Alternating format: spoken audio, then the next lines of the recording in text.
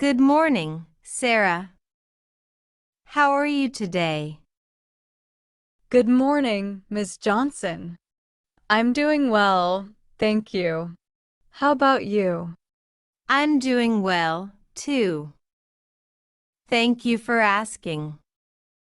Today, I thought we could practice some conversational skills. Is there anything specific you would like to talk about or any area you want to improve?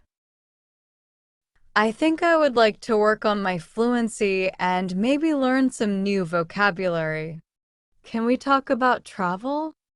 I love traveling and would like to get better at talking about it in English. That sounds like a great idea.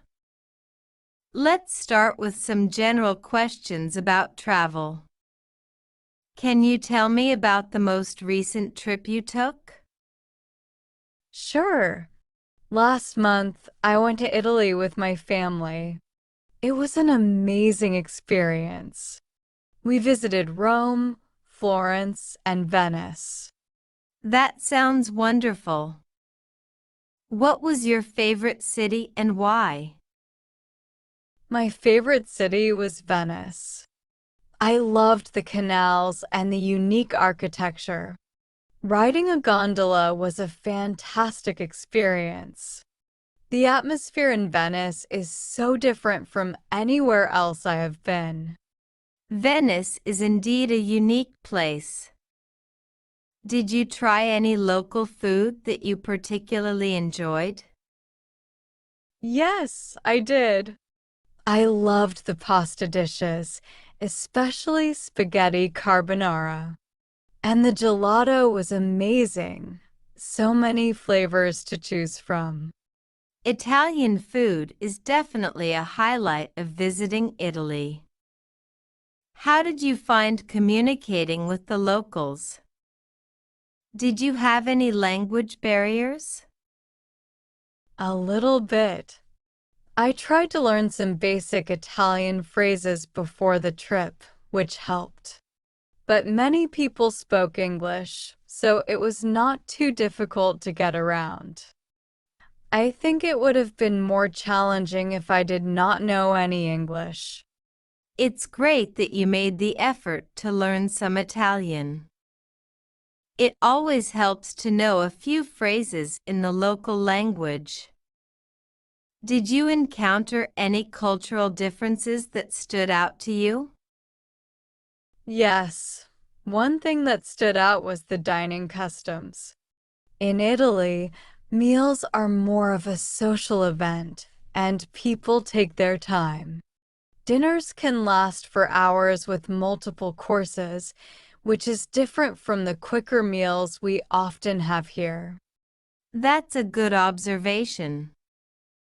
Meals are indeed a leisurely and social time in many European countries.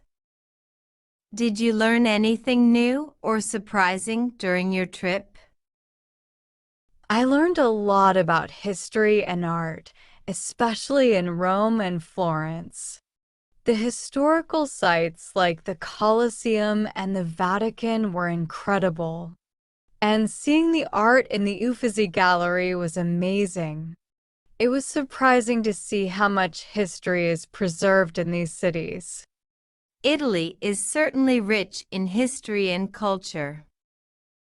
It sounds like you had a very enriching experience. Do you have any tips for someone planning to visit Italy? I would recommend planning your trip carefully, as there's so much to see and do. Also, try to learn a few basic phrases in Italian and don't be afraid to explore beyond the main tourist spots. Some of the best experiences can be found in smaller, less crowded areas. Those are excellent tips. Now, let's switch gears a bit and talk about your dream travel destination. If you could visit any place in the world, where would it be and why? That's a tough question because there are so many places I would like to see. but I think my dream destination would be Japan. I'm fascinated by Japanese culture, the blend of traditional and modern elements, and the beautiful landscapes. I would love to see the cherry blossoms in spring and visit historical sites like Kyoto. Japan is a fantastic choice. The culture and scenery are indeed beautiful. Have you started learning any Japanese to prepare for a future trip? I have started learning a few basic words and phrases, but I have a long way to go. Japanese seems quite challenging, but I'm excited to keep learning. That's a great attitude. Learning a new language can be challenging, but it's very rewarding. Do you have any specific plans for how you want to approach learning Japanese? I'm planning to take some online courses and use language learning apps. I also want to watch Japanese movies and shows to get used to the sound of the language. Maybe I can find a language exchange partner to practice with. Those sound like effective strategies. Immersing yourself in the language through media and finding a practice partner are both excellent ways to learn. Well, we are almost out of time for today's session. Do you have any questions or anything else you would like to discuss before we wrap up? Not at the moment, Ms. Johnson. Thank you for the conversation. It was really helpful and fun. You are welcome, Sarah. I'm glad you enjoyed it. Keep practicing, and I look forward to our next session. Have a great day. Thanks, you too. See you next time. Hi, Sarah. Welcome back. How have you been since our last session? Hi, Ms. Johnson. I have been good, thank you. I practiced some of the vocabulary we talked about, and I watched a couple of travel documentaries. It was really interesting. That's great to hear. Watching documentaries is a wonderful way to improve your listening skills and learn new vocabulary. What documentaries did you watch? I watched one about the Great Wall of China and another about the natural wonders of Australia. Both were fascinating and very informative. Those are excellent choices. The Great Wall of China is such an impressive feat of engineering, and Australia has some of the most diverse natural landscapes in the world. Did you learn any new words or phrases from the documentaries? Yes, I did. From the China documentary, I learned words like fortification and dynasty. From the Australia one, I learned terms like reef, outback, and biodiversity. Those are useful words to know. It sounds like you have been very productive. Since you have been practicing, why don't we dive deeper into discussing these places? Let's start with the Great Wall of China. What impressed you the most about it? I was really impressed by its sheer length and the fact that it was built over several centuries by different dynasties. It's amazing how they managed to construct such a massive structure without modern technology. It is indeed impressive. The Great Wall also has a rich history and cultural significance. Did the documentary mention anything about the people who built it or the challenges they faced? Yes, it did. It talked about how many workers were involved, including soldiers, peasants, and prisoners. The conditions were very harsh, and many workers lost their lives. It was a monumental effort that took a great toll on the people involved. That's true. The history of the Great Wall is both awe-inspiring and sobering. Now, let's talk about Australia. Which natural wonder did you find the most fascinating? I was really fascinated by the Great Barrier Reef. It's incredible how diverse and vibrant the marine life is there. The documentary showed beautiful coral formations and a wide variety of fish and other sea creatures. The Great Barrier Reef is one of the most diverse ecosystems on the planet. Did the documentary discuss any conservation efforts or challenges the reef is facing? Yes, it did. It mentioned the threats from climate change, such as coral bleaching and pollution.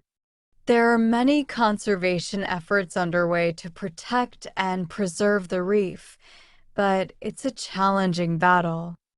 Indeed, the reef's preservation is a critical issue. It's good to be aware of these environmental challenges. So, after watching these documentaries, do you feel inspired to visit China or Australia in the future? Definitely. I would love to see the Great Wall in person and explore the cities and countryside of China. And visiting the Great Barrier Reef would be a dream come true. I would love to go snorkeling or diving there. That sounds like a wonderful plan. Both destinations have so much to offer. If you could choose one to visit first, which would it be and why? That's a tough choice, but I think I would choose China first. The combination of rich history, diverse culture, and impressive landmarks like the Great Wall is very appealing to me. A great choice. China has a fascinating blend of ancient and modern culture. Do you have any specific places in China, besides the Great Wall, that you would like to visit? Yes, I would love to visit Beijing to see the Forbidden City and the Temple of Heaven. Shanghai looks amazing too, with its modern skyline and bustling city life. And I would love to see the Terracotta Army in Xi'an. Those are all fantastic places to visit. Each has its own unique charm and historical significance. It sounds like you have planned a well-rounded trip. Before we finish, let's practice a few sentences you might use while traveling in China.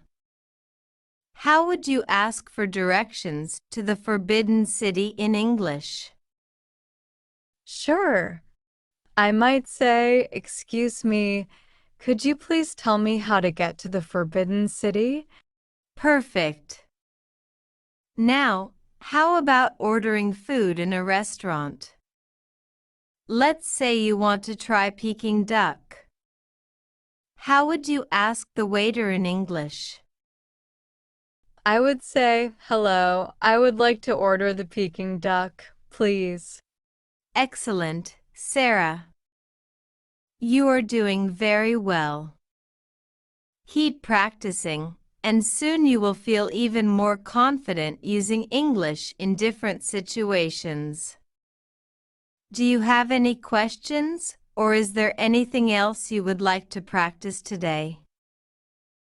No questions right now, but I would love to keep working on my conversation skills next time. Thank you for this session, Ms. Johnson. It was really helpful. You are welcome, Sarah. You did a great job today. Keep up the good work, and I look forward to our next conversation. Have a wonderful day. Thanks, you too. See you next time.